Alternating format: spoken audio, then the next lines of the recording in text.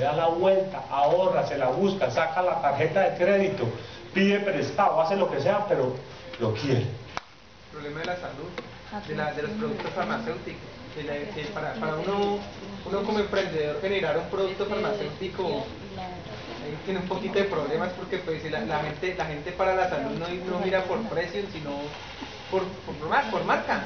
Miran de que no, mejor meterle algo de marca que meterle algo genérico. Es mejor meterle algo de marca que a genérico. Eso sí depende mucho de los segmentos realmente y de lo que le diga el médico. Una cosa es con médico, otra cosa es autorreceta. El autorrecetarse también es un problema. Uy, ahí hay de largo y de ancho para cortar. Eso es súper entretenido. Dime. Lo de la ira, atención, interés, deseo, decisión y acción. Eso es lo que tiene que lograr. Eso es ventas de pedal. Las primeras ventas de todas. Uno tiene que hablar con el cliente, tener su atención. Si el man está distraído por allá, uno no le vendió es nada. Interés, le tiene que interesar, y eso habla de segmentación. Deseo, háblenle de los beneficios, no de las características. Los beneficios del producto hacen que usted se transporte y diga yo lo quiero, y ahí viene el deseo, lo quiero. Decisión es que compre ya, pues ahora, ahorita, ya. Y la acción es firme, pague de una, ¿vale? No lo pueden dejar escapar. Nunca hay una segunda oportunidad para una buena primera impresión. Y el cliente que se va difícilmente vuelve, lo cogió otro.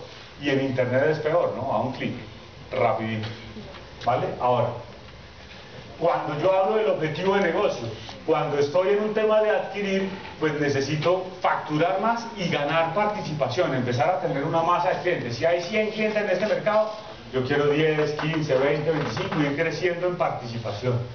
Pero cuando estoy en la fase de retener, ahí está el billete, ya está la platica, ¿cierto? Esa es la parte de la plata. Y cuando es un tema de tiempo, el tema de adquirir es un tema de largo plazo, pero en retener es un tema el tiempo ya es en el corto plazo, porque muy probablemente viene un cambio ya. Tengo que estar atento, ese tiempo se me va a acabar. Eso tan bueno no van tanto, decían las abuelitas. En el caso de los software contables, por decir algo, que se por hablar de algo específico, era el producto. Por ejemplo, digamos, la competencia